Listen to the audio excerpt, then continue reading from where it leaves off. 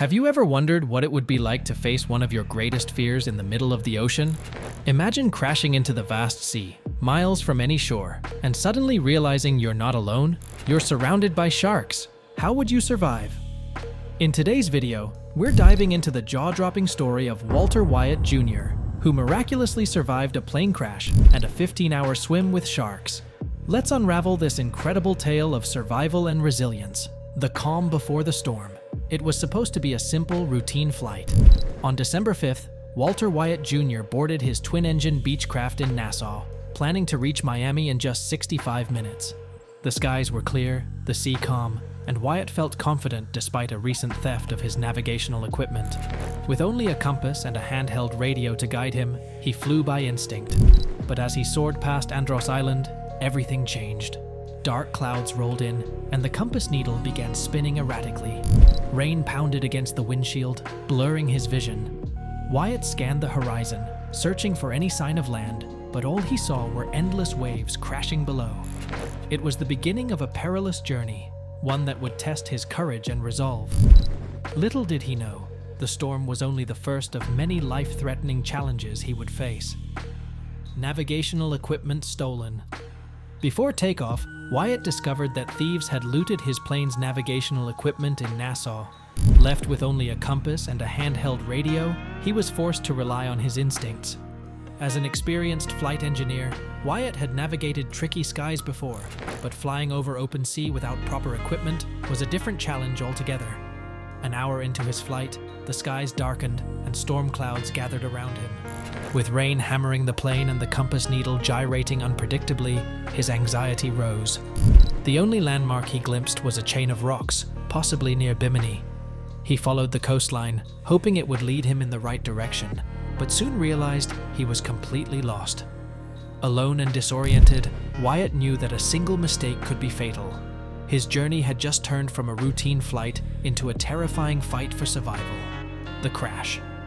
As the storm intensified, Wyatt's situation grew desperate. His radio crackled as he sent out a distress call. "Mayday, Mayday." A nearby Air Jamaica jetliner picked up his plea, relaying it to the Coast Guard. Soon, a Falcon search jet responded, but thunderstorms and confusion delayed their arrival. With darkness closing in, Wyatt spotted the jet's lights, a glimmer of hope in the chaos. Then, his right engine sputtered, and panic surged. Coast Guard Commander Lieutenant Stephen Blankenship directed him to an emergency landing strip, urging him to hold on. But moments later, the left fuel tank ran dry, silencing the last engine. Wyatt's heart pounded as he screamed, "I'm going in!" He lowered the flaps to slow the descent, bracing for impact. The plane struck the waves with a violent jolt, then vanished beneath the surface. Wyatt was now alone in the vast, stormy sea, adrift at sea. Wyatt scrambled out of the sinking plane, grabbing a leaky life vest and 2 flares. He climbed onto the wing, heart racing, scanning the stormy horizon for the Coast Guard jet. He pulled the tags to inflate his vest, but to his horror, the flares failed him. One fizzled out, and the other crumpled in his hands. As the plane slipped beneath the waves, he was left alone, floating in 5-foot seas. Wyatt's sea survival training kicked in. He knew he had to conserve energy and keep calm. But within 30 minutes, the cold water gripped his muscles, and his legs began cramping. Waves crashed over him, drenching his clothes and chilling him to the bone. He realized that he was virtually invisible in the stormy waters. Despite the fear creeping in, Wyatt gathered his resolve and began swimming, aiming for what he believed was Sal, sharks on the hunt. As the hours dragged on, Wyatt fought against exhaustion and the relentless waves. Then, his worst fear materialized. He felt a bump against his feet. Glancing into the dark abyss, he realized he wasn't alone. Sharks were circling. His heart pounded, and every instinct screamed to panic, but Wyatt knew he had to stay calm. The scent of his blood in the water made him an easy target for the predators. He kicked and splashed, trying to fend off the gray shadows gliding beneath him. With each encounter, his energy drained, and his hope dimmed. The sharks were relentless, bumping and brushing against him, testing their prey. Wyatt recalled every survival trick he had learned, making himself appear larger and thrashing to deter their approach. It was a terrifying dance with death, each minute stretching into a battle to keep the predators at bay and stay alive. Survival hacks. Wyatt's determination to survive pushed him to use every trick he could recall. His life vest had begun leaking, but he wasn't ready to give up. He plugged the holes with his fingers, inflating the vest manually by blowing into the damaged tubes. It wasn't perfect, but it kept him afloat. He knew conserving energy was crucial, so he floated on his back whenever possible, letting the waves carry him. Rainwater washed over his salt-burned eyes and swollen tongue, providing brief moments of hydration. When darkness shrouded the sea, Wyatt focused on small, manageable goals. Survive until the next hour, and then the one after that. The thought of his loved ones gave him strength.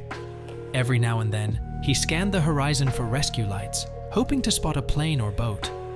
Wyatt's quick thinking and unwavering resolve were his lifeline in those terrifying hours. The helicopter search. As the night wore on, Wyatt drifted in and out of a dazed state, fighting the bitter cold and the constant threat of sharks. Unknown to him, the Coast Guard had not given up.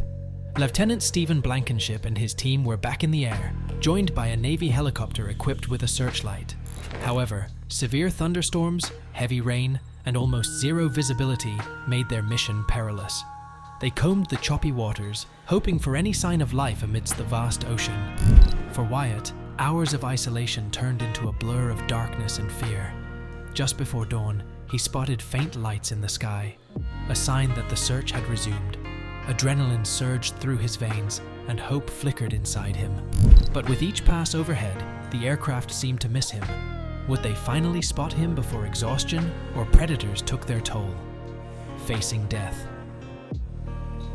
With each passing hour, Wyatt's hope dwindled, and the reality of his situation sank in.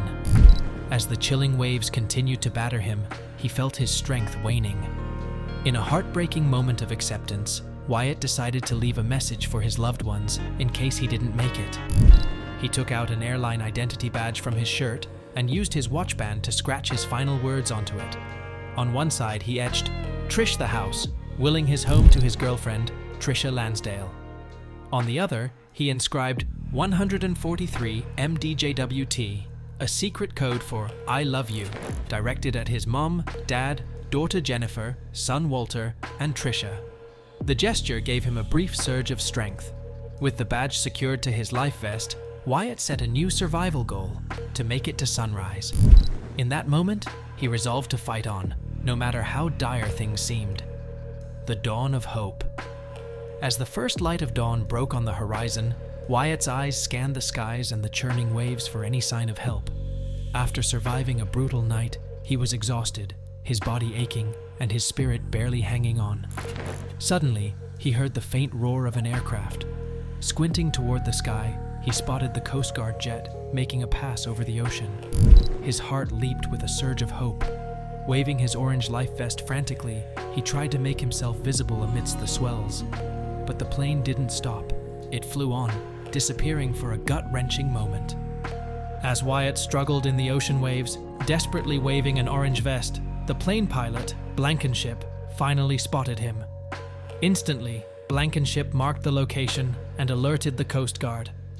Within moments, his co-pilot, Flaherty, dropped a smoke canister as a marker. As Wyatt swam towards the canister, a looming shark shadow prompted an urgent call for speed from Blankenship. Shortly, the Coast Guard cutter Cape York arrived, throwing down a ladder. Exhausted but resolute, Wyatt clung to his vest, symbolizing his survival. He was rescued after a grueling 15-hour ordeal in the water, later recounting his harrowing tale of survival and gratitude alongside Trisha, his comforting presence. Walter Wyatt Jr.'s story is a testament to human resilience and the power of never giving up. Against all odds, he survived a plane crash, treacherous seas, and even shark attacks. So, the next time life throws you into stormy waters, remember, survival is about courage, resourcefulness, and an unbreakable will to live. If you found this story as jaw-dropping as we did, make sure to like, subscribe, and share for more incredible tales of survival. What would you do in Wyatt's situation? Let us know in the comments below.